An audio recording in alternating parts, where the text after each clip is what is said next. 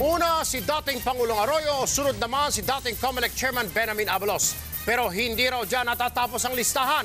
Pati mga dati at kasalukuyang opisyal ng militar at PNP na sabit sa sinasabing dayaan noong 2004 at 2007 elections, hahabulin din ng pamahalaan. Narito po ang aming eksklusibong report. We will expect some more respondents and some more cases to be filed. Ito ang ibinunyag sa TV5 ni COMELEC Chairman Sixto Brillantes. Ang ihahaing asunto bunsod ng umunay dayaan ng 2007 senatorial elections.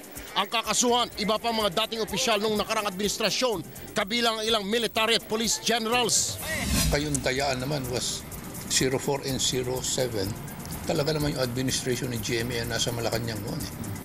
Hit ni Brillantes, inuna lang nilang imbestigahan ng dayaan sa 2007 senatorial elections. Pero marami pa raw lalabas na pangalan, lalo ngayong inumpisahan na raw nilang busisiin ang dayaan sa 2004 presidential elections. Nandiyan yung mga Esperon, nandiyan yung mga iba pang mga military personnel. Diyan din nagsalita yung mga generals na iba. Diyan lumabas yung Mayuga report, 004 ito. Bukod kina dating AFP Chief of Staff Hermogenes Esperon, iniimbestigahan na rin ang ilang pang matataas na AFP at PNP generals at mga dating opisyal ng gobyerno. Tumangging humarap sa kamera si Esperon, pero git niya wala siyang kinalaman sa sinasabing dayaan. Hiling din niya ngayong Pasko maging patas sa kanya ang COMELEC. Erwin Tulfo, News 5.